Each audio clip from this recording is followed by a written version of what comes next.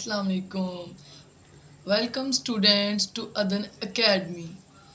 आज हम बच्चों शुरू करने जा रहे हैं 10th क्लास की मैथ। पहले तो मैं आपको बता दूं कि 10th के पास टाइम बहुत थोड़ा होता है बच्चों, इसलिए हम थोड़ा थोड़ा जल्दी भी करेंगे और आपको मैं इस तरह से मैथ करवाऊंगा कि आपको बिल्कुल समझ भी आए। चलें आज हम शुरू करते हैं फर्स्ट यूनिट।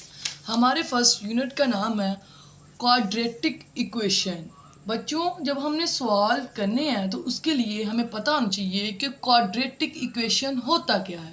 आए हम समझाते हैं कि क्वाड्रेटिक इक्वेशन होता क्या है। बच्चों हमारे पास देखें, जिस इक्वेशन के अंदर एक्स स्क्वायर हो, ये वेरिएबल हम जानते नहीं है कि ये कौन सा वेरिएबल हो, हम इसको अभी हमें नहीं पता, लेकिन जिसके अंदर हमारी वो इक्वेशन तो पता है ना, जिसके आगे इक्वल लगा के ज़ीरो, कोई भी इक्वेशन है a प्लस बी लिख दूँ इज इक्वल टू ज़ीरो, ठीक है, ये हमारे पास एक इक्वेशन बन गई है।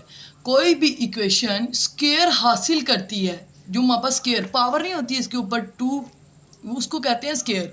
कोई भी हासिल करती है इक्वेशन कोई भी वेरिएबल के ऊपर हमारे पास स्क्वायर होता है, लेकिन वो इससे ज़्यादा नहीं होनी चाहिए, 3 4 ये हाई पावर है, इसको हम कहते हैं क्वाड्रेटिक इक्वेशन। और इसके साथ एक और भी कंडीशन है, सेकंड डिग्री।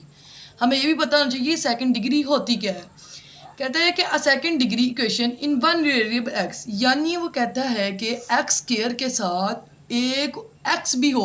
यानी मैं आपको समझाता हूँ, अभी समझ नहीं आई होगी आपको कि क्या कहना चाह रहे हैं। ये देखें इक्वेशन की तरफ हम आते हैं, ये देखो ए एक्स का स्क्वायर, अब ये होगी हमारी क्वाड्रेटिक इक्वेशन। हमें पता लग गया कि यहाँ से एक्स का स्क्वायर आया है, लेकिन क्वाड्रेटिक इक्वेशन के अंदर हमारे पास एक बी एक्स भी होना चाहिए, तो इसलिए हमारी ये क्वाड्रेटिक इक्वेशन बनेगी। यानी इसमें तीन वैल्यूज होनी चाहिए, एक ए है, एक बी है और सी है।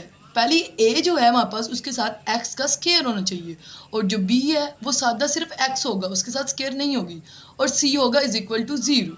ठीक है, इसको कहते हैं हमारे पास quadratic equation. I hope so आपको समझ आ गई है। आगे हम चलते हैं, अब हम चलते हैं प्योर क्वाड्रेटिक इक्वेशन होती क्या है। बच्चों ये दोनों चीज़ें मैं आपको इसलिए बता रहा हूँ क्योंकि हमारे आगे जाके 1.1 में ये यूज़ होनी है। अब देखो, अब कहता है कि हम लेट्स सपोज कर लेते हैं b is equal to zero, ठीक है। अब हमने b is equal to zero put कर लिया, ठीक है। अब यहाँ से जब हम b is equal to zero रखेंगे तो b की वैल्यू तो ख़त्म होगी। अब जिस इक्वेशन में b ना हो, हमारे पास सिर्फ x का स्क्वायर और हमारे पास c की वैल्यू हो, उसको हमारे पास प्योर क्वाड्रेटिक इक्वेशन कहते हैं बच्चों।